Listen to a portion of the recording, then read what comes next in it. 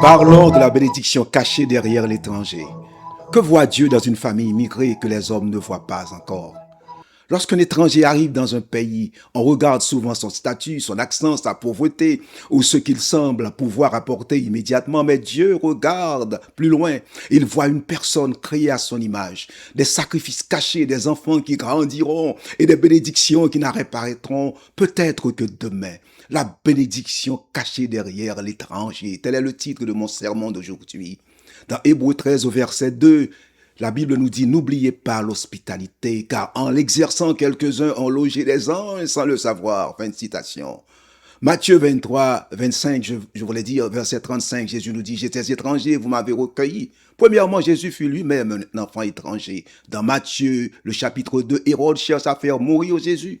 Dieu ordonne l'enfant et sa mère de fuir en Égypte. Le sauveur du monde entra donc dans un pays comme un enfant vulnérable, menacé et dépendant de ses parents. La Bible ne nous donne pas tous les détails de leur séjour, mais cette famille dut nécessairement trouver un abri et les moyens de subsister. Ceux qui la rencontrèrent ne voyaient peut-être que trois étrangers. Ils ignoraient que l'enfant placé devant eux était le sauveur du monde.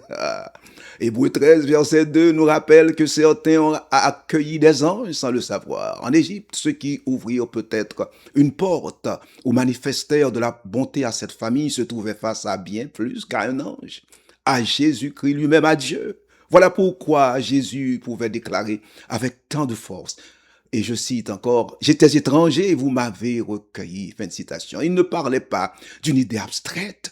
Il connaissait personnellement le déracinement, l'incertitude et la vie sur une terre étrangère. Une nation, je le sais, une nation a le droit d'établir des lois, d'organiser l'immigration et de protéger ses frontières. Mais aucune politique, aussi nécessaire soit-elle, ne doit nous faire perdre notre humanité, éteindre notre compassion de chrétiens ou nous empêcher de reconnaître l'image de Dieu dans l'étranger. Les lois doivent protéger une nation sans déshumaniser les personnes. L'ordre et la compassion ne sont pas ennemis. Ils doivent marcher, avancer ensemble. C'est pourquoi nous ne devons jamais considérer l'étranger comme un dossier, un numéro, une charge ou une menace. Derrière chaque statut se trouve une personne. Derrière chaque personne, une histoire. Et derrière chaque histoire peut se cacher une bénédiction céleste que Dieu seul voit déjà. Deuxièmement, la première génération plante ce que la suivante fera fleurir. Lamine Yamal est né en Espagne dans une famille issue de l'immigration africaine lorsqu'il était encore enfant. Personne ne pouvait mesurer ce qu'il apporterait un jour au football espagnol. La bénédiction était déjà présente, mais demeurait invisible.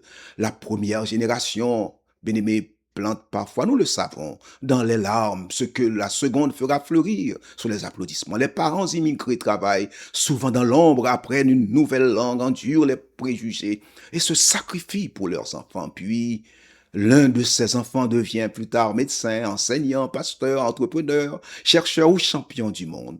Et toute une société en bénéficie. Aujourd'hui, on applaudit Lamine Yamal, mais avant d'applaudir le fruit, souvenons-nous des racines. Cependant, l'étranger ne mérite pas la dignité uniquement parce que son enfant pourrait devenir célèbre. Il la mérite déjà parce qu'il est créé à l'image de Dieu. Nous le savons, nous sommes chrétiens. L'histoire de Lamine Yamal nous rappelle simplement que notre jugement humain est trop souvent rapide et trop limité. Avant de demander que nous apporte cette famille aujourd'hui, demandons plutôt quelle bénédiction Dieu a-t-il peut-être déposée en elle pour demain? Troisièmement, à ceux qui vivent en terre étrangère, mon frère, ma sœur immigrés, votre sécurité ultime ne repose pas seulement sur un statut, une résidence, l'asile ou la naturalisation. Ces protections sont importantes, je le sais. Et vous devez accomplir vos démarches avec sagesse. Je le comprends, je le sais, je l'ai fait. Mais Dieu seul demeure votre refuge suprême. Les hommes peuvent rejeter une demande, fermer une porte, retarder une décision, mais ils ne peuvent annuler ce que Dieu veut accomplir dans votre vie, dans ta vie. Persévérez, conduisez-vous bien. Dieu vous conduira vers les bonnes personnes. Il vous ouvrira une porte inattendue et faire de votre histoire un témoignage extraordinaire. Ne laissez pas le rejet produire en vous la haine ou l'amertume. Travaillez honnêtement. Élevez vos enfants dans la foi en Dieu.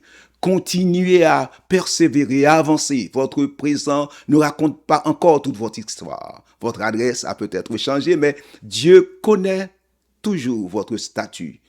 Et Dieu connaît votre identité. En conclusion, à ceux qui accueillent, je dis, ne réduisez jamais l'étranger à son statut, à sa pauvreté ou à ce qu'il semble pouvoir apporter immédiatement.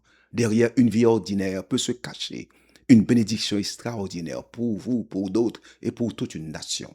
Imaginez un instant que l'Espagne ait fermé ses portes à la famille de Lamine Yamal, issu de l'immigration. Ce jeune talent né plus tard sur le sol espagnol n'aurait jamais peut-être porter les couleurs de cette nation. Et Dieu seul sait ce qu'aurait été le résultat final du mondial 2026 de cette année. Voilà pourquoi une nation doit regarder au-delà du présent. Lorsqu'elle accueille une famille immigrée, elle n'accueille pas seulement une force de travail pour aujourd'hui. Elle accueille aussi des enfants, des rêves, des talents et des bénédictions encore invisibles. Et à vous qui vivez dans un pays où vous ne vous sentez pas bien accueillis, ne perdez pas courage. Vos sacrifices ne sont pas oubliés. Vos enfants ne sont pas des prisonniers des préjugés que vous subissez aujourd'hui. Jésus peut. Il peut vous garder, vous fortifier et transformer votre terre d'exil en un lieu de préparation. La première génération peut planter dans les larmes, mais Dieu peut faire récolter la suivante dans la joie. Mon frère, ma sœur, ne laissez pas votre bouche répéter seulement vos craintes, vos peurs. Faites-lui proclamer les promesses de Dieu. Dites après moi, je crois en Dieu, je crois en Jésus-Christ, je suis son enfant et aucune puissance ne pourra arrêter le plan de Dieu dans ma vie. Amen. Excellente journée avec Jésus.